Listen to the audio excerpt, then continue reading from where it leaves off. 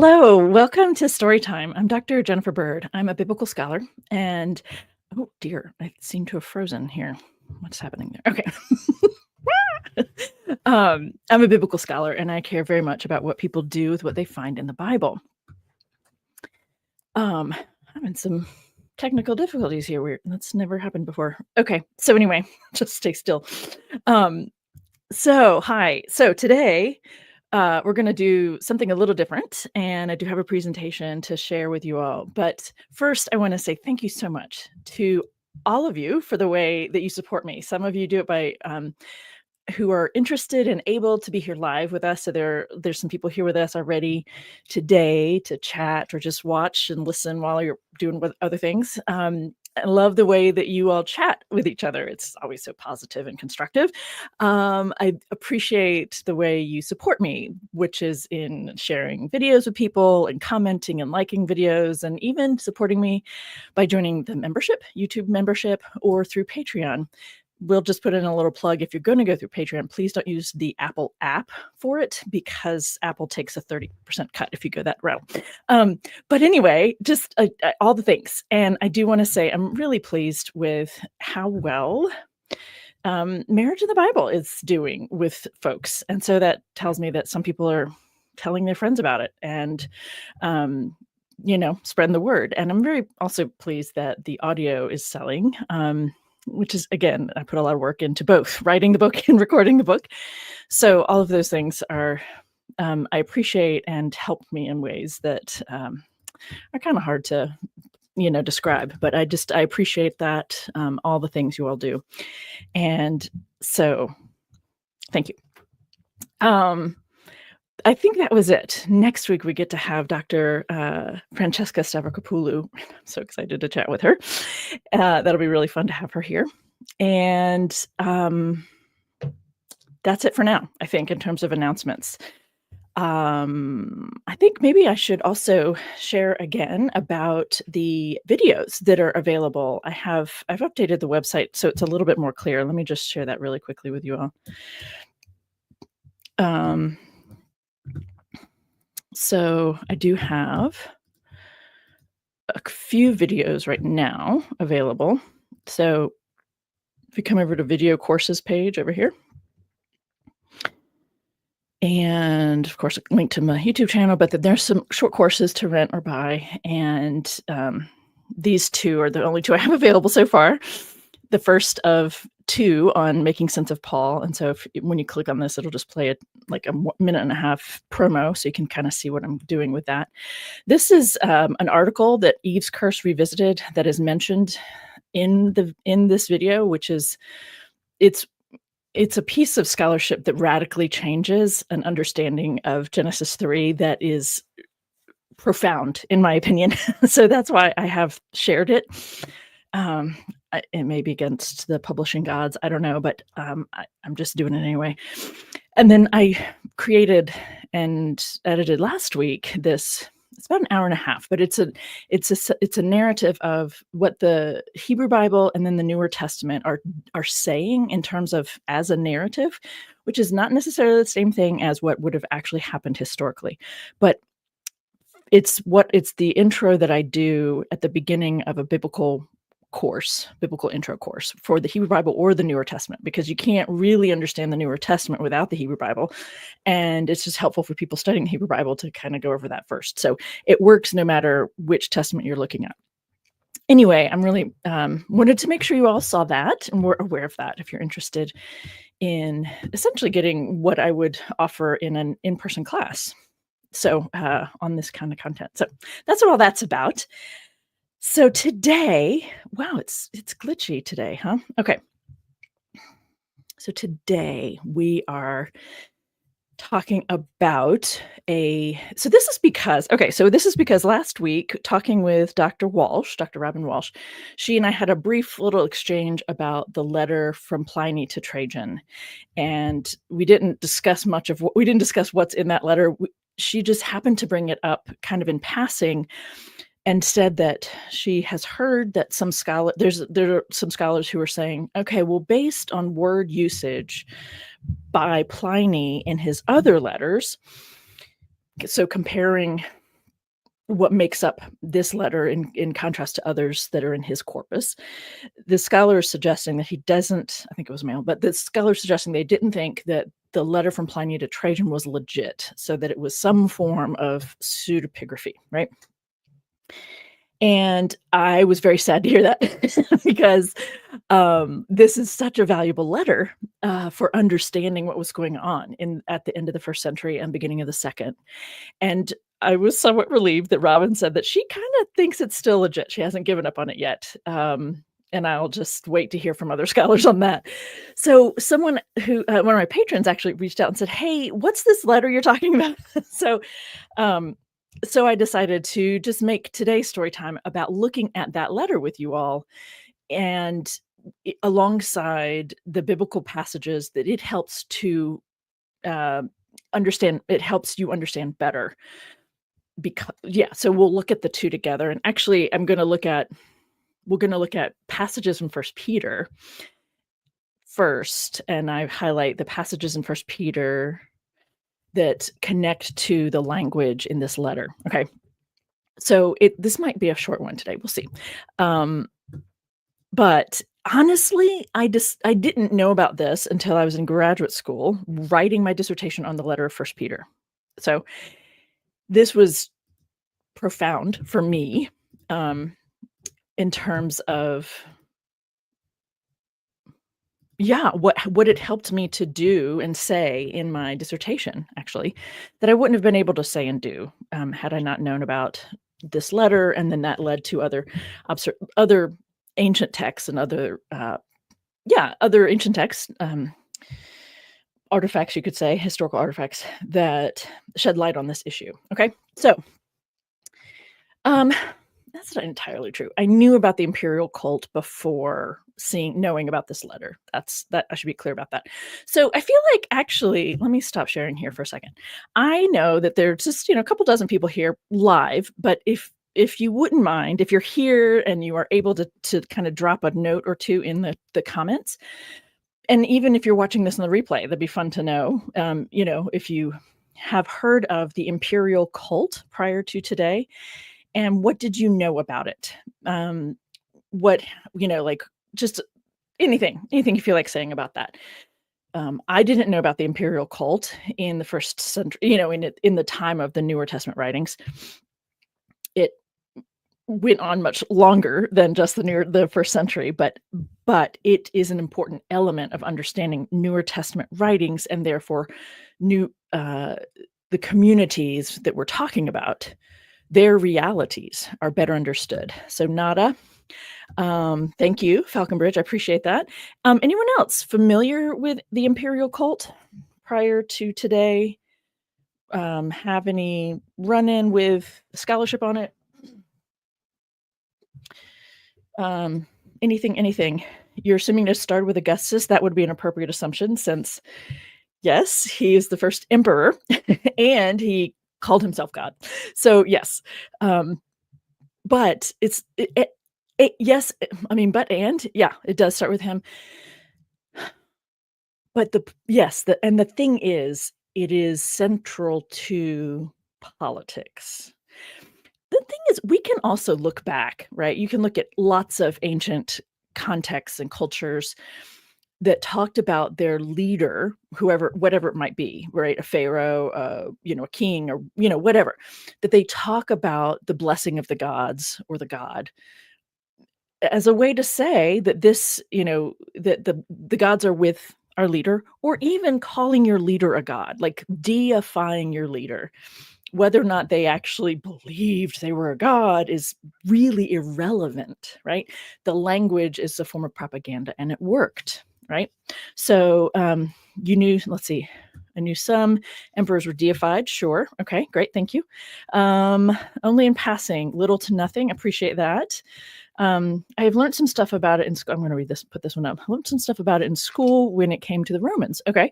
More as in the religion they had. Yeah. And that they worship Caesar. The German word Kaiser comes from the Caesar, which means emperor. Yes, exactly. Thank you, Anina.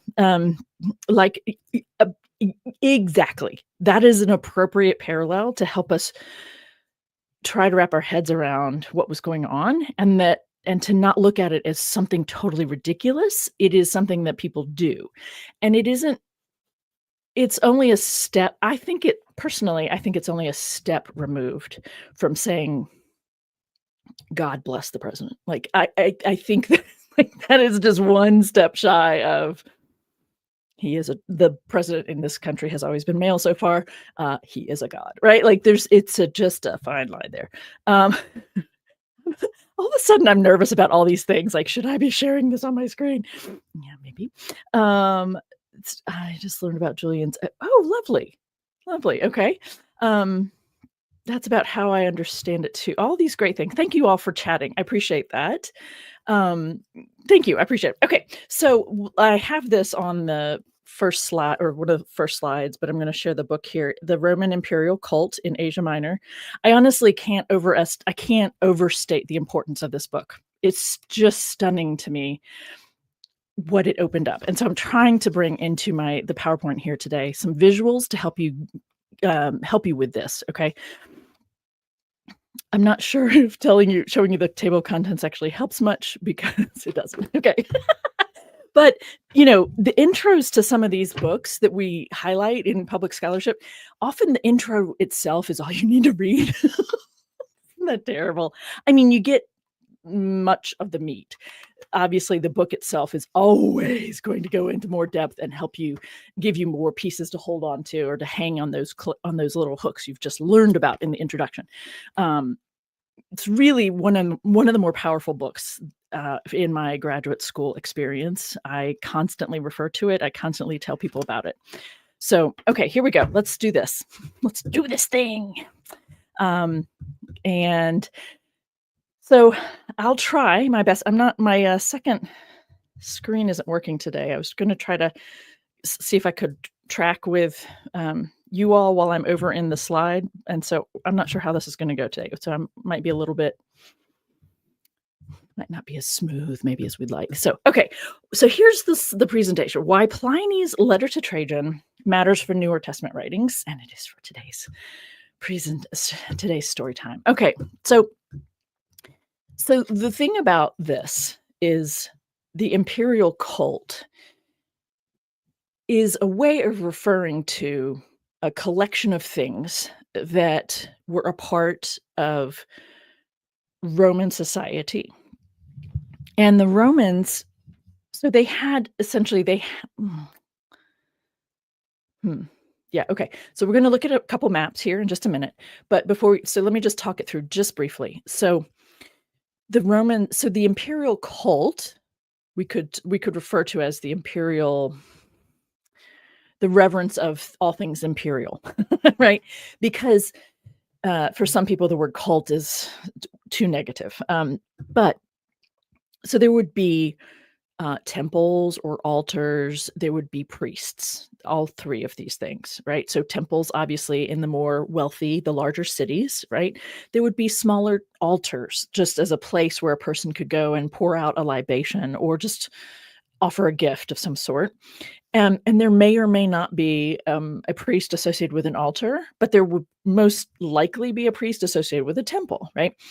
And so you have, throughout the empire, you have these sites where people can go and essentially be public about the fact that they're grateful for the protection that the empire offers them, and their gratefulness for God's blessing the emperor, or for the emperor, right? So let me keep going here on this presentation just to show you. So one of the things that is important here is there are two books in the Newer Testament that are responding to this issue. That is the primary thing they are responding to, is what happened to people when they didn't participate in the Imperial Cult. Like, that is the bottom line issue for both the book of Revelation and the letter of 1 Peter. This is it. You cannot understand those two writings without understanding this element, okay? Um, and as it turns out, and I did kind of a brief video a couple weeks ago on this.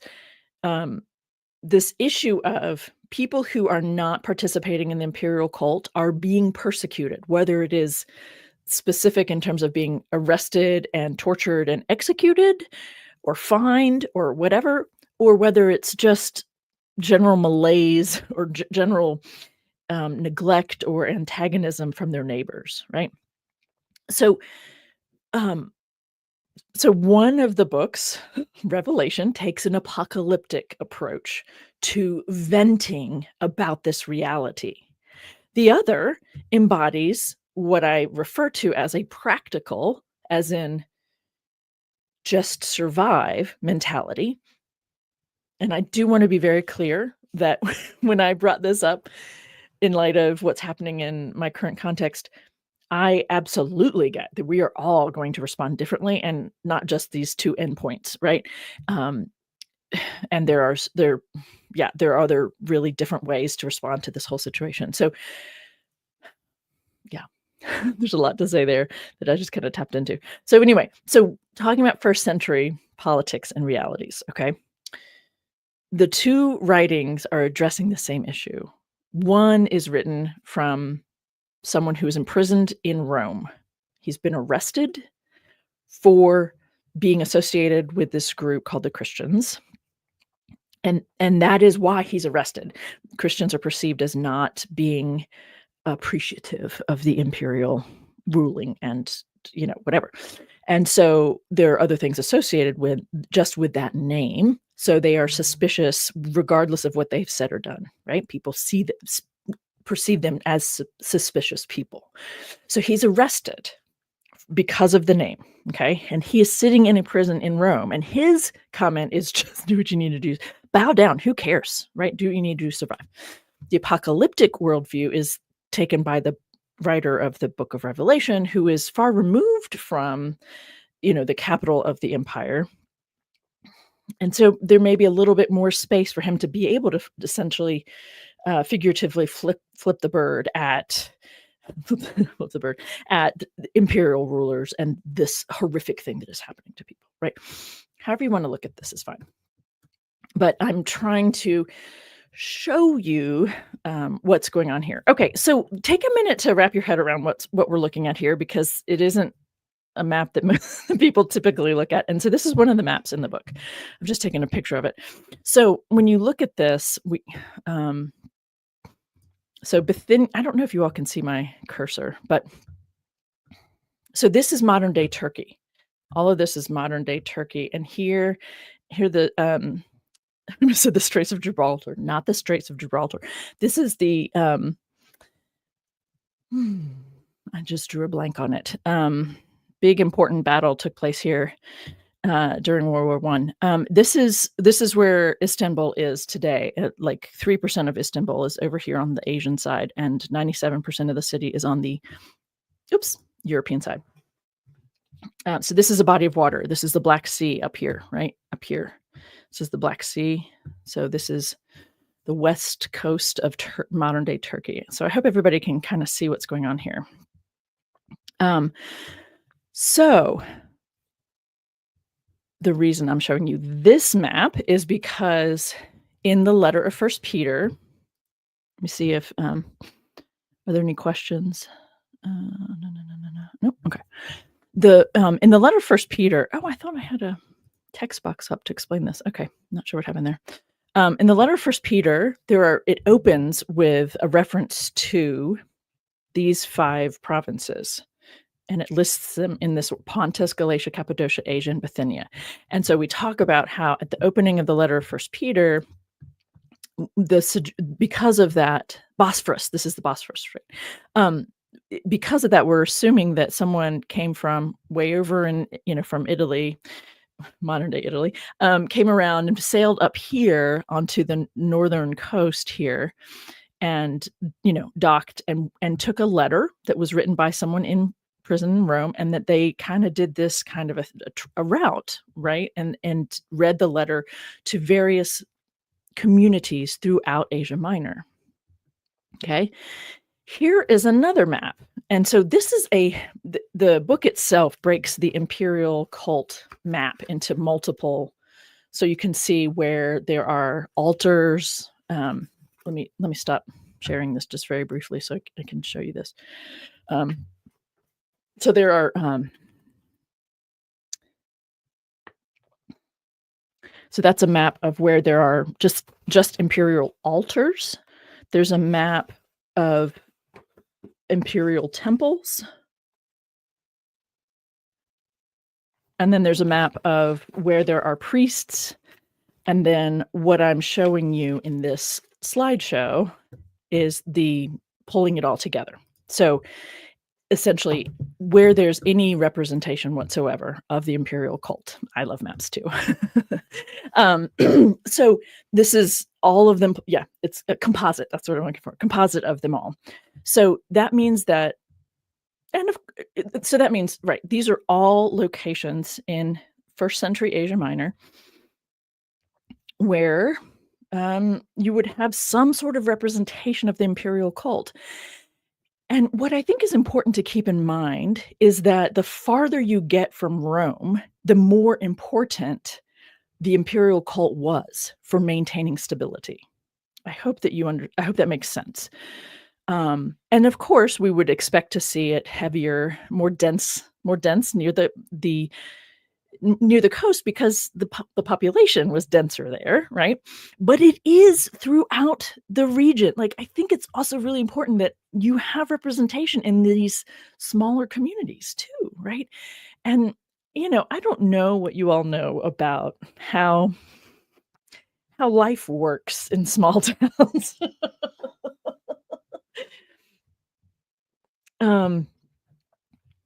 But when you start talking, when you're in a small town, they tend to be more rural. They tend to be less informed about the world at large. And so in small towns, things like this, where you're keeping an eye on your neighbors, that kind of suspiciousness is even more intense, right? Than if you're in a bustling city and yeah, you're kind of wondering about your neighbors, but you got enough other things going on to keep you from worrying about it too much, right? So this is the composite map. Now I'm going to show you one more. And this is a block essentially where the 7 churches that are listed at the beginning of the book of Revelation are. So they're all here on the coast, right?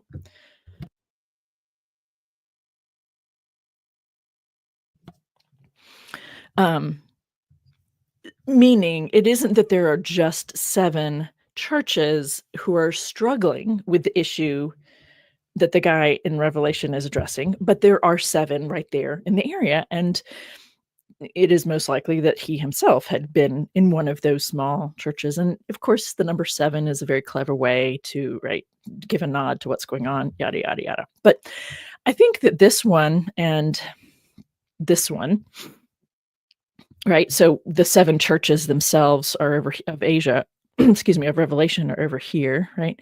So I hope this gives you a sense of what we're talking about, why the imperial cult is important. Let me come back over here. I'm going to see, does anyone have any questions so far? How much did one have to do to satisfy the imperial cult? That's a great question, Hollyhock. Thank you. My understanding is that it really, it kind of depended, but I think it could be anything from merely going to an altar or temple and making an offering, right, of some sort, whether that be, as I mentioned earlier, like a libation, a pouring out of some oil or offering of wine. Could be making a donation, right? And it could also be in the form of what we might call worship, but veneration, right? Bowing down before the statues of the emperor and the gods that are a part of the empire, right? So the gods of the empire would include the emperor, but it's not just the emperor, right? The gods that are worshipped in this empire, right, would be represented with statues. And I didn't put this image in here. It's actually an image I'll be that I share in one of the Making Sense of Paul videos, but I of in the town of Ephesus. I've it's one of my favorite sites, ancient sites to visit. That in the town of Ephesus, there's an altar on one of the main streets of town, and you look up at the top, and there's a frieze that describes the establishment of this city, right? The ancient lore or legend about the settling of the city, and then there's some, there's some other history, kind of not the founding, but some important things about its evolving over the centuries. And then on the far right is a panel of all the gods and people who are venerated at that altar, and it includes Augustus and his wife, and it includes Artemis and the goddess Isis, and it includes Dionysus, and it includes, right? So it's all of them, right, can be honored at an imperial cult, temple, or altar. So yeah, kind of a wide range of things would count. Okay, so great question. Thank you for that. I'm sorry, that was just funny. Which is an interesting observation because the low bar. I think that's what you're trying to get at, the low bar of education. Okay,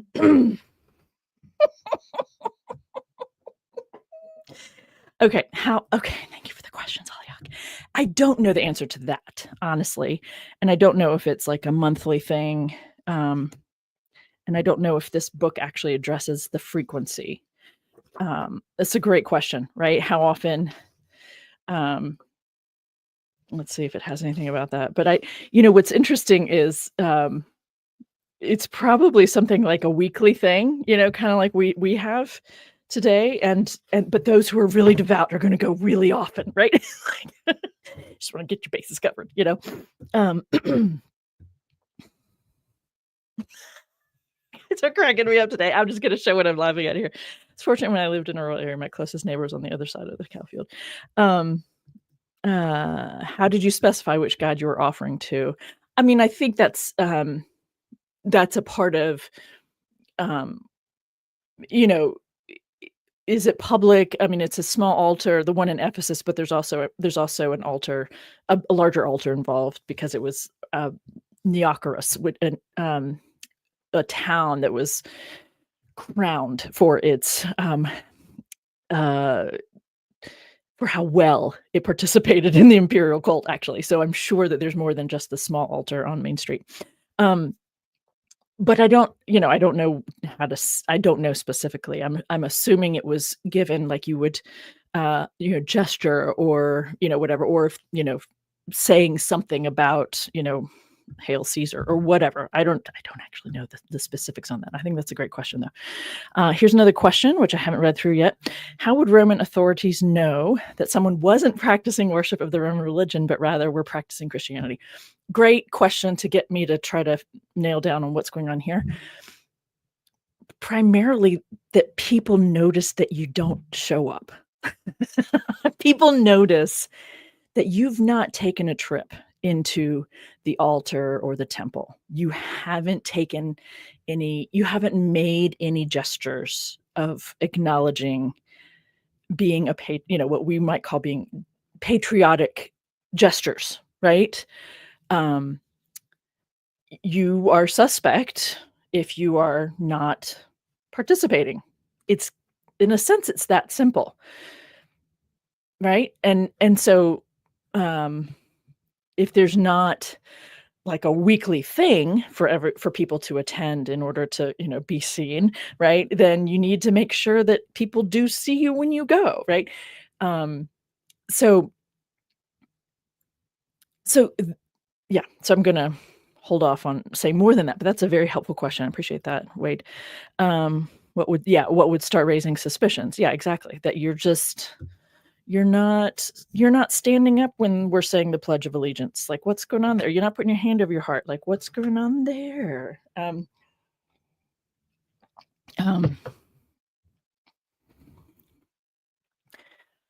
kinds of great questions today. Thank you, Hollyhock. I actually don't know the answer to that either. That's a great observational question. Because obviously the patriarchs need to But I think that because of the way these early communities were developing, and because they were meeting within the home space, and within the home space, everybody knows that the man is the head of the household, except for that once a week when the meeting is around this new sect of Judaism that honors and worships Jesus. And at that point in time, sometimes women and enslaved peoples have a voice and get to have, a say or lead or something, so that they then start to become suspect, right? Because of what's happening during the time that the church gathering, the community is gathering. So Um, so I do think that on some level, whether or not women and enslaved peoples could go, I'm assuming they could. I think that they could contribute to suspicion, right, by their behaviors and or lack of. That's all I've got on that. I can't be more specific than that. But, that's why we see from the letters attributed to Paul at the end of the 1st century that they are whoever's writing in his name is talking it brings not back, but brings into the language of the letter the household code roles, right? We're being perceived as suspicious because of what's happening during this. So get your behaviors back in line with good patriarchal household roles, because that's how you support the local government, and that's how we support being a part of this empire, is we behave appropriately in this space, not just outside. So this is an interesting question, and I don't know how many of you are familiar with the way Hinduism is practiced. Um, okay. Dardanelles, thank you, Jen. Thank you. Thank you. The Dardanelles, famous for Gallipoli. Thank you for that. Yes. So would it be similar to what happens in Hinduism? And I think potentially, yes. Each on the level of each family has a god or goddess that they are particularly fond of, and that would be a part of their household, that kind of thing. And it might be different from their neighbors, but everybody's doing their own thing, right? And it's all a part of this. There are rituals and things that are part of their daily lives, or some sort of, this god or goddess is their guide, is their familial god, if you will. Yeah, I think that that's an appropriate comparison to make, though I don't have any data to back that up. But the fact that there's a panel, right, of a dozen or so beings, humans and gods, or half gods, as Dionysus is, um, like, that's a way of saying, yeah, any of these are appropriate, right? So, um, let's see. Okay, let's see. I don't think there's anything that was okay. So, thank you for all those questions. That was really helpful. I'm gonna go through a couple things now. Oh, right. Not that anyone is paying close attention, because it's hard to see all these numbers, right? But in case you wanted to know, there are 3 pages in this book that list the names of the cities or towns, and I've highlighted here the 7 that are mentioned at the beginning of Revelation, right? Pergamum, Smyrna, Ephesus, Philadelphia, Sardis, Thyatira, and Laodicea. Um, and those are all on the, over near the coast. But you can see all these other towns too, that many of which Paul's travels, as delineated in the book of Acts, which is suspect, right? But we use it anyway, and I just try to kind of gently hold it. But, every town that's mentioned that Paul visits has representation of the imperial cult in it. That might be redundant, because it may be that every town has representation of the imperial cult in it, but I'm not certain of that. So it is worth noting that every town that he visits is on this list, on this page. These 2 pages are the 3rd page. Okay. Okay, so now what I'm going to do is clear my throat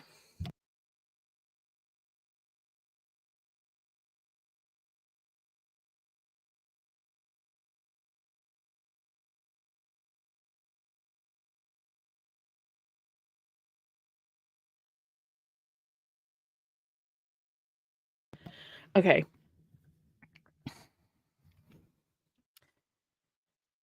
Um, so what I'm gonna do is I have pulled out, so it's instead of reading the whole letter with you, I've pulled out the passages that overlap with the language in the letter from Pliny to Trajan. Okay.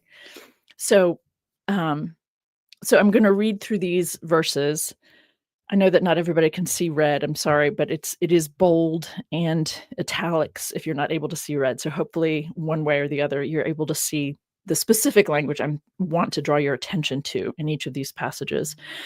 And and then we're gonna read through the letter of from Pliny to Trajan. It's not very long, and it's again, I'm hoping that we decide that it is actually legit and not something that I mean, even if someone did make it up, what it's doing is showing us, right, what was going on, or at least that's its intent. So anyway, all right, so let's let's do this. Let's do this. Okay. So from the second chapter of First Peter, I didn't read, hang on. The opening of First Peter is worth noting. I kind of referred to it, but the opening line, Peter, an apostle of Jesus Christ, to the exiles of the dispersion in Pontus, Galatia, Cappadocia, Asia, and Bithynia. So that's what I pointed out before, right? Who have been chosen and destined by God the Father and sanctified by the Spirit to be obedient to Jesus Christ and to be sprinkled with his blood. I tried to make a kind of a thing about the fact that this is the only letter that talks about being obedient to Jesus Christ. It's the only of the letters in the Newer Testament that open with that. Like they all open with some sort of grace and peace to you, blah, blah, blah. But this idea about being obedient to Jesus Christ, it's the only letter that does that. And to be sprinkled with his blood, also the only letter to do that. And things are pretty bloody for these folks. I mean, things were getting bloody at times, right? So I don't think it's a coincidence that that happened, right? That's the language that they're using. So over in chapter 2, then we have language here. Beloved, I urge you, as aliens and exiles, I'm going back and forth between my own translations of this and what various other translations, but I want to highlight or point out to you, as it did in the opening, to the exiles of the dispersion. So in exile, it's a political label. It's a political state, but they're not actually exiles. They are people who are living in their own hometowns who experience life as if they're exiles because what is happening around them is at times contrary to their existence or contrary to their commitments, their worldviews and ideological commitments. Therefore, they are having to choose, right? They're having to choose to stand up for what they believe and potentially be harmed for it, or to do what's being asked of them politically, which undermines their commitment to Christ, right? And so, survive and deny my faith, deny Christ publicly, or stand up for what I believe in and potentially be harmed. That's a very real thing that was happening for people. And as I'm saying these words, I cannot help but think about how the very same thing is happening already here. Deep breath, deep breath, deep breath, deep breath, deep breath. Okay, so as aliens and exiles is metaphorical. It is symbolic. They are not actually aliens and exiles, but it's a way of talking about the political dynamic that they were living in and how it was impacting them. Okay, so I urge you, as these political outliers in your own hometown, right, to abstain from fleshly lusts which wage war against the soul. Keep your behavior excellent among the Gentiles, so that in the thing in which they slander you as evildoers, so that when they do these things, right, they may, on account of your good deeds, as they observe them, glorify God in the day of visitation.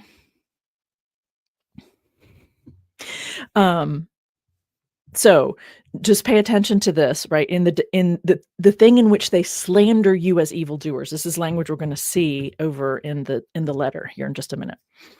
The next couple verses, submit yourselves for the Lord's sake. To what? To every human institution, whether of the emperor as supreme or to governors. Pliny is a governor, right? Pliny is a governor who's been sent to rule over Bithynia and Pontus. Okay. So to governors as sent by him, by the emperor, for the punishment of evildoers and the praise of those who do right. For such is the will of God, that by doing right, you may silence the ignorance of foolish men, the people around you who are libelously having you arrested, accusing you of crimes that you're not actually committing, simply because you're not bowing down to a statue of the emperor, right? Are we tracking here? Let's see. Yeah, next few verses.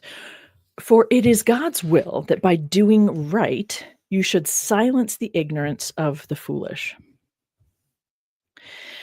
I need to comment here before we get to this next section. It is somewhat problematic for me for someone to say it's God's will that, right? And fill in the blank. It is also troubling for me that there are things that are said in this letter that life and reality don't actually hold up to, right? So there are many places in this letter that talk about suffering makes you more Christ-like. And that is, I think, their way of helping people to endure the suffering, right? But to say that God wills this for you to make you more Christ-like is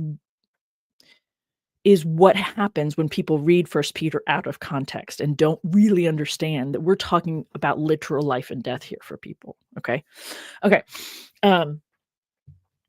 So, and I also want to say that by doing right, this line, for it's God's will that by doing right, you should silence the ignorance of the foolish. That doesn't always happen, right? Your behavior that is morally and ethically sound and that helps you sleep at night, right? All those important things, does not always silence the ignorance of the foolish, in particular when those foolish people have a great deal of power. Okay. So I just need to say that it's not, to me, it's not so pretty and simple, but okay. So we're talking about a letter that's written in the 1st century, right? I've highlighted the slaves of God just because I want to make sure people know it's usually translated servants of God, but there isn't an example of servant in the Newer Testament. It's always doulos, it's slave, right? So anyway, so as slaves of God, so you are enslaved to God, live as free people, even though you're enslaved, yet do not use your freedom as a pretext for evil. And this is always coming back to the fact that people, because they are associated with this name Christianoi, are suspect, right? Just because of their association, regardless of what they have or haven't done. So, don't. Okay. So anyway, okay. So here's one of the things that was a serious clincher for me once I was able to step back from it as I was writing my dissertation, to step back and look at what's going on here. The next verse says, honor everyone. Well, it uses male-centered language, but so I'm taking some liberties here. Honor everyone, love the family of believers, so love the community. So honor everyone, so that's everyone. And then we have love the family of believers, so those who are, our people, fear God, and honor the emperor is placed at the top of that pyramid. And when I finally saw that, let that sink in, yeah, I mean, that changed something for me, right? The writer of First Peter, he talks about being obedient to Christ, but he's also saying to honor the emperor above all else. Those are both happening in this letter, and I think it's a rather clever letter, to be honest. Okay, I'm going to keep going. So we have a couple more slides here, and then we're gonna go read through the letter, and I hope you'll be able to see and hear the resonances and the similarities here. So in chapter 3, now who will harm you if you are eager to do what is good, right? But even if you do suffer for doing what is right, okay, here's this language that I was concerned about, right? You are blessed. Do not fear what they fear, and do not be intimidated. But in your hearts, sanctify Christ as Lord. In your hearts, right? Whatever you're doing, right? This is a you thing. Now, always be ready to make your defense to anyone who demands from you an accounting for the hope that is in you. I always thought that that was about like, you know, sharing the gospel with someone who was like, "Gosh, you're always so happy." Like, no, that's not what this is saying. This is saying that you are going to be arrested and brought before a judge or a governor or someone, and they are going to demand of you an accounting of your convictions. And this language is referring to it as the hope that is in you, because that is how this community and this belief system is functions for people. But the issue here is that he's pointing out, always be ready to defend. Okay? That's the part that helps me see this as political and related to this imperial cult scenario, right? The next couple verses. This is really fun to see this one. Yet do it with gentleness and respect. So referring to, be ready to make your defense, but do it with gentleness and respect. Keep your conscience clear so that when you are maligned, right, those who abuse you for your good conduct in Christ may be put to shame. Again, that's wishful thinking, but there you have it. For it is better to suffer for doing good, if suffering should be God's will, okay, problematic, than to suffer for doing evil. Okay. I think in a sense we can all agree with that, right? Um yet or and yes and it's better to suffer for doing good than if that's God's will than to suffer for doing evil. Agreed. Okay, let's keep moving. So, next chapter over. By no means let any of you suffer as. So, don't let you. So, this is two pronged actually. So, don't let any, let, by no means let any of you suffer as a murderer or a thief or evildoer or a troublesome meddler, right? Don't suffer for being these things. That these are the things that people who are following the Christ are being arrested and tried for. It's the things they're being accused of are just these things, okay? But if anyone suffers as a Christian, let him not feel ashamed, but in that name let him glorify God. And so this language of talking about the name, the association with the name, that's important also. And finally, at least in terms of the language that shows up in the letter of Pliny, like a roaring lion, your adversary, the devil. That doesn't show up, that language, your adversary, the devil, that doesn't show up in the letter of Pliny, but it does show up in Revelation, right? Their adversary, their enemy, the devil is Rome, is the Roman imperial cult or the Roman, those in positions of power, right, who are watching over this persecution, execution, all the different types of suffering that's happening. In Revelation, they are being also called the devil, right? So, like a roaring lion, your adversary, the devil, prowls around looking for someone to devour. If you pull that language out and just kind of sit with that for a minute, people prowling around looking for someone to devour, people who are suspicious, like who are watching their neighbors and suspicious and following you, and I've got my eye on you and looking for someone to devour, right? There's all kinds of things about how humans sometimes behave that this is highlighting for us. So resist that lion, right? Steadfast in your faith. For you know that your brothers and sisters, it just as brothers in the Greek, but your brothers and sisters in in all the world, so in their context, that's in the Roman Empire, right, are undergoing the same kinds of suffering. You are not alone. This is happening all over the place, right?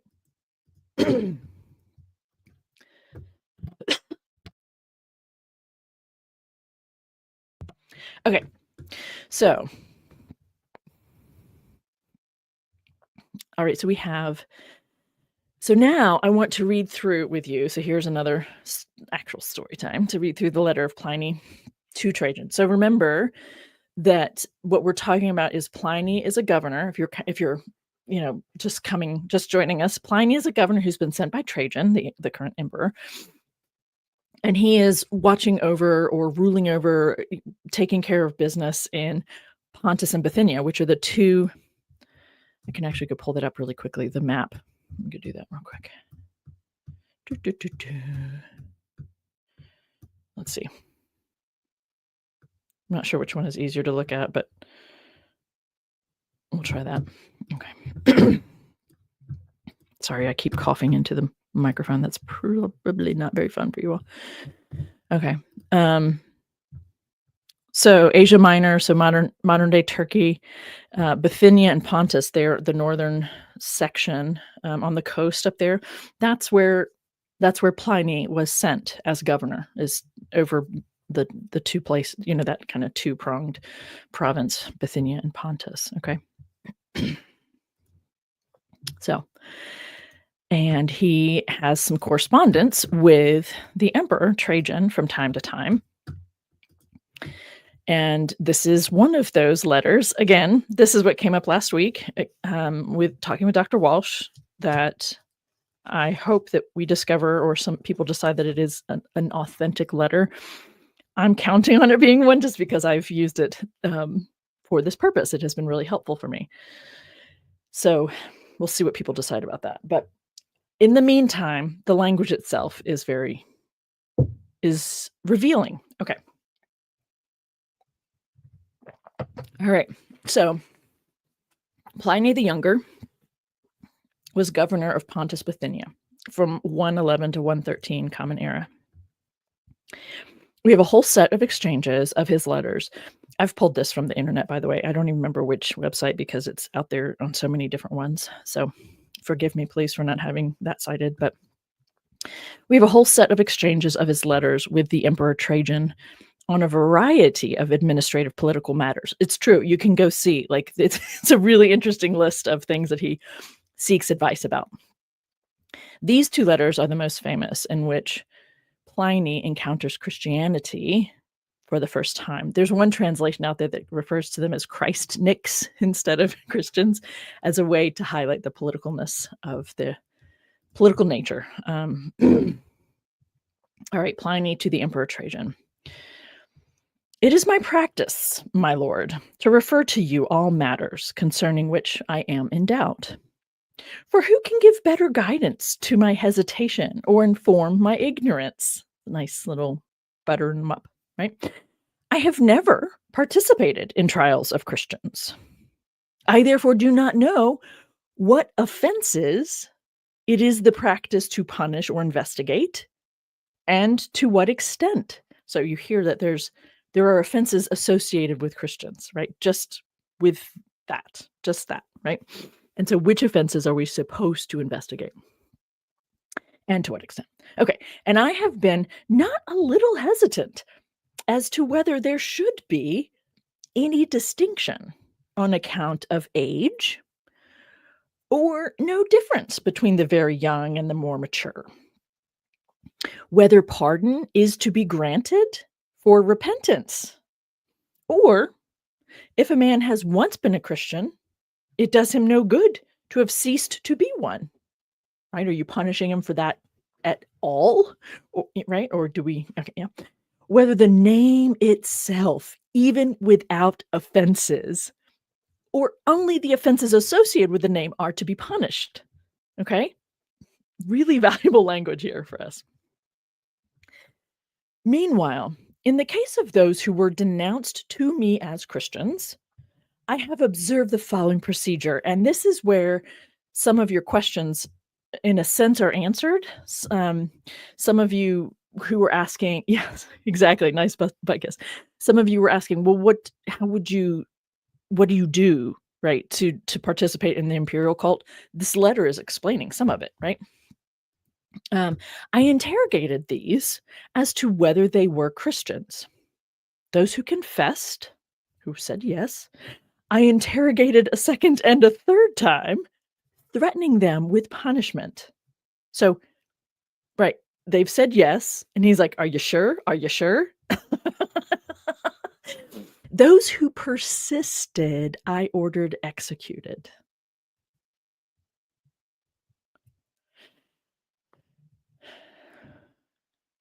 For I had no doubt that whatever the nature of their creed, look at this language here, stubbornness and inflexible obstinacy surely deserve to be punished. Remember the language about um, being prepared to um, make your defense, but do it with gentleness and respect, right? Surely stubbornness and inflexible obstinacy deserve to be punished. There were others possessed of the same folly. He's calling being a part of this sect of Judaism a folly. But because they were Roman citizens, I signed an order for them to be transferred to Rome. Soon, accusations spread, as usually happens, because of the proceedings going on, and several incidents occurred. An anonymous document was published containing the names of many persons. I don't know if any of you can relate to this, but this kind of stuff happens, right? People start making lists of names. Those who denied that they were or had been Christians, when they, this is how you participate in the imperial cult, invoke the gods in words dictated by me, offered prayer with incense and wine to your image, an image of the emperor, which I had ordered to be brought for this purpose, together with statues of the gods, right? So when they invoked the gods, offered prayer and incense and wine, and moreover, when they cursed Christ, which none of which those who are really Christians, it is said, can be forced to do, these I thought should be discharged, right? If they will essentially participate in the imperial cult, they will be discharged. Others named by the informer declared that they were Christians, but then denied it, asserting that, well, they had been, but had ceased to be, some 3 years before, others many years, some as much as 25 years. So they had been a part of it, and then they haven't been for the last 25 years. They all worshipped your image and the statues of the gods and cursed Christ. They asserted, however, that the sum and substance of their fault or error, I think this is just fascinating language, had been that they were accustomed to meet on a fixed day before dawn. This is something we have outside confirmation of in terms of how people would gather and meet. And in particular, when you have people who are enslaved or who are, permanent house workers, that's the only time that they can meet, right, is before their day starts. So to meet on a fixed day before dawn and sing responsively a hymn to Christ as to a God. This is early on, right? This is early in the formation of the Christian ideas and doctrines. So even at that, there's some legitimacy to that language, even within the community itself. And to bind themselves by oath, not to some crime, but not to commit fraud, theft, or adultery, not falsify their trust, nor to refuse to return a trust when called upon to do so. They're committing to being good people. When this was over, it was their custom to depart and to assemble again to partake of food, but ordinary and innocent food. What does that mean? That means one of the things that early Christians were being accused of was cannibalism. when you hear the language of, the covenant, my body and blood, right? And you hear, partaking of in that, or you hear the language used in John 6 in terms of the, um, you have to eat my blood, eat my flesh and drink my blood to have me as a part of you. I mean, that's comes from other religious traditions, but it is also when you're applying it to an actual human that you say you're participating in and doing this ritual when you meet on a weekly basis, like, where are you getting that flesh and drinking that? Like, where's that blood, flesh and blood coming from? And there's a documented, realm of suspicion, right? Of Christians going to, for instance, the places where infants might have been left out, to be exposed to the elements, for instance.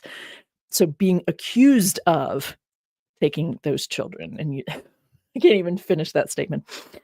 Anyway, so the point here is ordinary and innocent food is a legitimate thing for him to clarify, right? He's saying, "No, we're talking about, like, beans and lentils and rice, okay?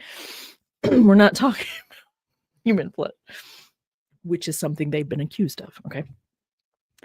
Even this, they affirmed, they had ceased to do after my edict, by which, in accordance with your instructions, I had forbidden political associations. I have that part highlighted because it is so clear, right? This language around the gatherings that we now call church, and if you follow the language, the development of that word, it does come through German, but the ecclesia, that's what they were called, and that's a political association, and that's the label that Paul gave to these groups, was a political association. And so I find it just fascinating.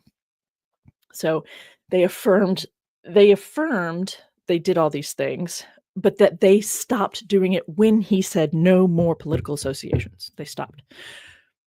Accordingly, I judged it all the more necessary to find out what the truth was by torturing 2 female slaves who were called deaconesses. Um, I used to read this in class with my Newer Testament intros, and I think I would just lose people by the time I'd gotten to the second paragraph. So I hope some of you are still hanging in there with me on this. This is another stunning piece of information. Again, this whole time I've been like, can I trust this anymore? I don't know if I could trust this. Oh, shoot. 2 female enslaved people called deaconesses, and this letter comes from the beginning of the 2nd century. So it's telling us that there were women, enslaved people, who were seen as deacons, right, in this community, even though they were all other times of the day and the week, they were under the authority of the woman of the house, the man of the house, all that. I think it's just fascinating. But I discovered nothing else but depraved, excessive superstition. Okay. I, therefore, postponed the investigation and hastened to consult you, for the matter seemed to me to warrant consulting you, especially because of the number involved. For many persons of every age, every rank, and also of both sexes, are and will be endangered. I need to get this right? For the contagion of this superstition has spread, not only to the cities, but also to the villages and farms. But it seems possible to check and cure it. It is certainly quite clear that I've added the word imperial because it's not clear. It needs to be clear what he's talking about. So it is certainly quite clear that the imperial temples, which had been almost deserted, have begun to be frequented, that the established religious rites of the imperial cult, long neglected, are being resumed, and that from everywhere sacrificial animals are coming, for which until now very few purchasers could be found. So the imperial cult thing is growing. So hence it is easy to imagine what a multitude of people can be reformed if an opportunity for repentance is afforded. Okay, so that's his letter. We're gonna read this interesting response. Again, just trusting that it's legit because you can see the other correspondence between them that sounds similar, it seems to me. So anyway, so this is the emperor writing back to his governor Pliny in Pontus and Bithynia. You observed proper procedure, my dear Pliny, in sifting the cases of those who had been denounced to you as Christians. For it is not possible to lay down any general rule to serve as a kind of fixed standard. They are not to be sought out. If they are denounced and proved guilty, they are to be punished.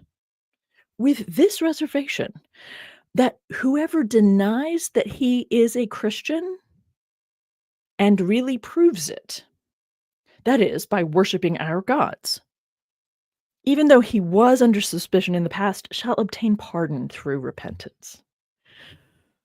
But anonymously posted accusations ought to have no place in any prosecution, for this is both a dangerous kind of precedent and out of the keeping with the spirit of our age.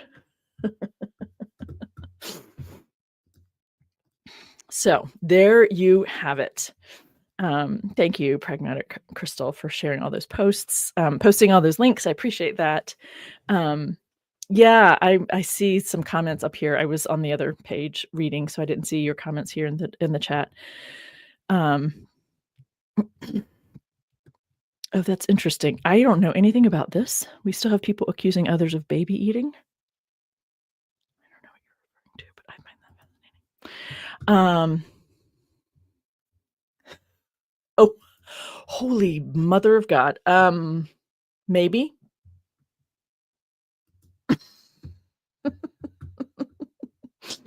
But this is true. This is true. All bullies use the same playbook. I think that's also they are.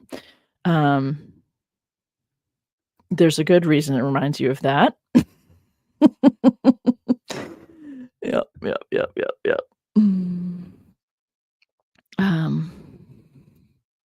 These are great comments. Thank you all for your thanks for joining in the chat. That's it's fun to see what you all are discussing here. And thank you for sharing the link to the book itself. I appreciate that, Pragmatic Crystal.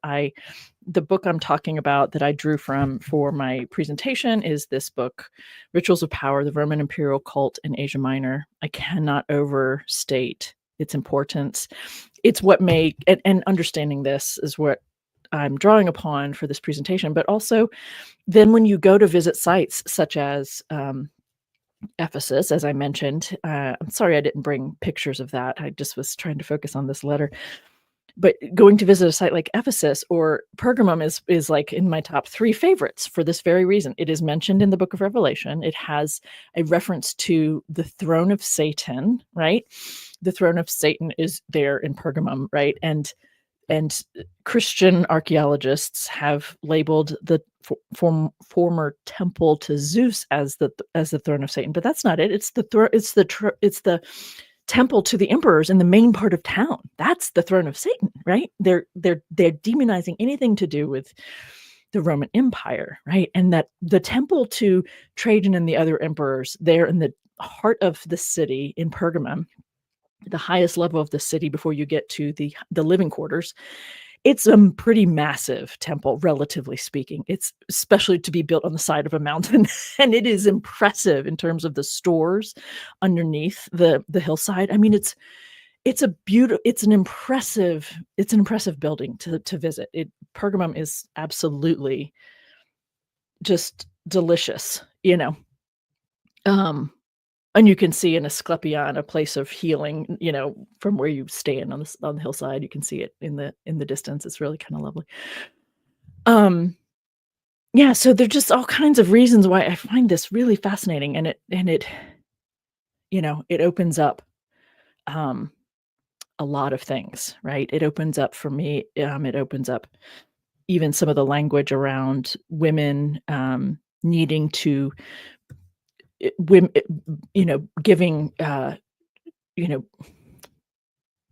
giving birth, having children, right? In First Timothy 2, it talks about childbearing. You're saved through childbearing because you're showing that you're participating in what is politically appropriate or expected of women, right? To produce children, to support the empire, however you want to look at that. Instead of women choosing to be single and to not have children. Like, that's a thing that was happening, and we have all kinds of stories that help us see this, right? So, yeah, this taking the imperial cult seriously and how that impacted people, I think people in at least in the United States right now who are paying attention can maybe have a little bit more empathy with what was going on there in the 1st century, 2nd century. Um, oh, good. Thank you actually for commenting on that, April. Yeah, I think it's kind of I guess the teacher in me, like, it's not fair for me to talk about something that you all can't see, right, if you're watching later. So I'm grateful for the super chats today. Thank you all. Rogers, thank you. Off topic, but John was exiled for preaching the gospel in the midst of emperor worship. Since he was literate, he came from a moneyed, high status family and wasn't a simple farmer or laborer. You agree? Um, so I do want to be careful about the language preaching the gospel, because I don't think it's a thing. I don't. That means a lot of things to me today that I'm not sure quite yet it had developed in the same way, right? So I think that's an important thing just to note.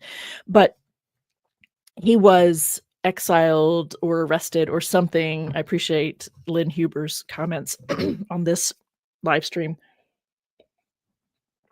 saying that that whole thing about the island of Patmos as a political refugee prisoner camp or whatever is not, we can't really prove that.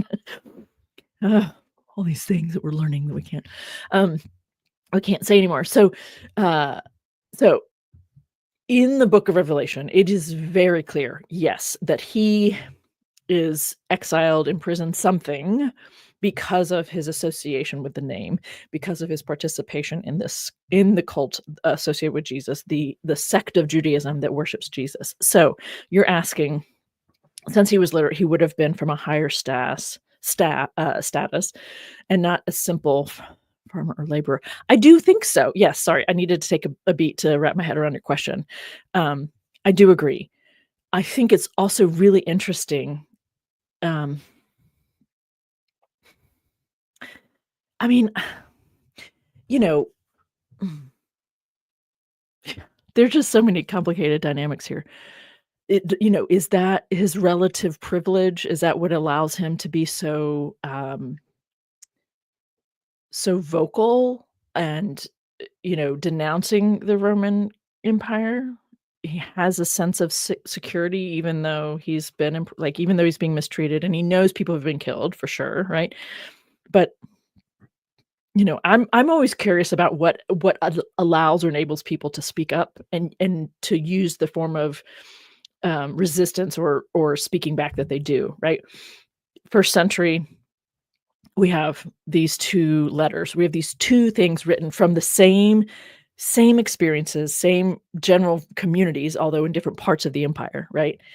And they have diametrically opposed ways of handling it. Just go bow down to the emperor. Just go do it. And then this one's given the finger to the emperor. Like, it doesn't get any more diverse, right? But I would agree. I would agree, and I don't have much more to offer than that, except that, yeah, he would have been certainly educated. Thank you, Mike 8903, for your super chat. So, what is the consensus on the dating of First Peter? Seems to be aware of Pliny's commentary. Actually, I don't know if it's. I'm not sure which came first. I did write my dissertation on a segment of First Peter, and I did do an entire seminar on First Peter. It was the first thing I signed up for my first semester of PhD work. And there isn't consensus, is the thing. Okay, so there are some people who think it's as late as maybe 120 or so. I kind of think of it as late 1st century. I'm looking behind me because I can't remember where I placed my commentary on First Peter. Hang on just a second.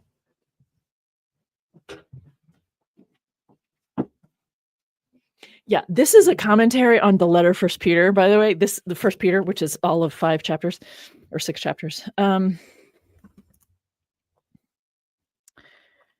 Let's see what I can't remember what this, and it's Anchor Bible commentary series, which is respected for sure. But let's see, do we have dating of the letter? Petrine tradition, style, patterns, relation to diction, culture, affinities with other traditions of Israel, strategy, authorship. It's pseudonymous for sure.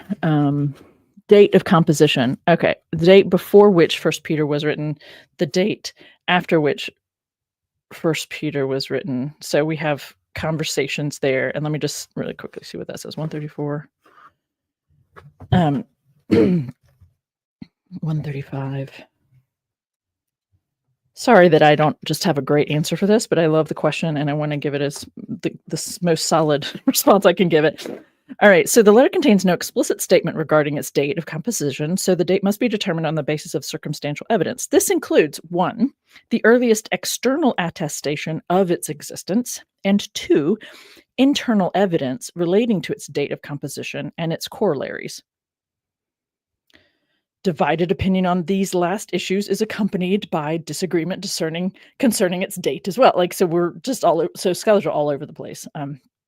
Consideration of external and internal evidence indicating the upper and lower temporal limits of its composition is perhaps the most useful way to address this issue.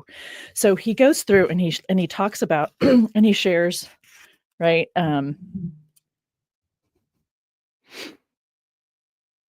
External attestation of First Peter, right? So Irenaeus and Second Peter references to First Clement. So all this stuff, like we're going through.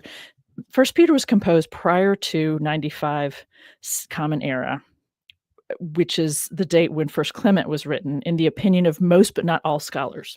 And I've just hung my hat on that. So, blah blah blah blah blah. So what's interesting is this commentary does refer to that letter of Pliny, and renouncing their faith 20 years ago, right? So that reference in Pliny is about what's happening at the writing of First Peter, yada yada yada. Okay, so and then we have this whole other page or 2 or 3 talking about the date after which First Peter was written, and we have like all this commentary and these people and the reference to Babylon and yada yada yada. And so this is the summation of what he's come up with. The combination of the relevant factors involving both external and internal evidence in sum favors a dating of First Peter sometime in the period between 73 and 92 Common Era. Long before Pliny comes along. Yeah, so there's so much out there. This is why I don't get all hung up in the all those kinds of weeds. But it's in this particular case, it's a really great question to ask because it is so entirely relevant. Okay, thank you all. Thank you all for being here. I hope there was something helpful in this for you. I hope there was something new for you to mull on and perhaps kind of internalize for yourself about realities for these people at the time. What people were having to deal with. Maybe there's something helpful for you. I don't know. I'm not trying to do this. I don't normally try to, like, if there's some helpful like insights in all this for you in navigating today's realities, right? That's always helpful, but always a lovely bonus. Regardless, I hope this has shed some light on Newer Testament realities, what people in the 1st century, beginning of 2nd century were dealing with, very real experiences for people. Hope there's something helpful here. And there's a final question here from Hollyhock. What did repentance mean in the Pliny letter? It meant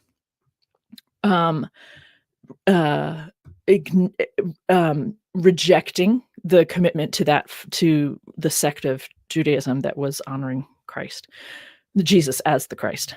So repentance being, yes, uh, letting go of or admitting that that's a thing of the past for them, that it is no longer what they're currently practicing. I appreciate that, Smitty. Worst case scenario is merely fascinating. Yes, I agree.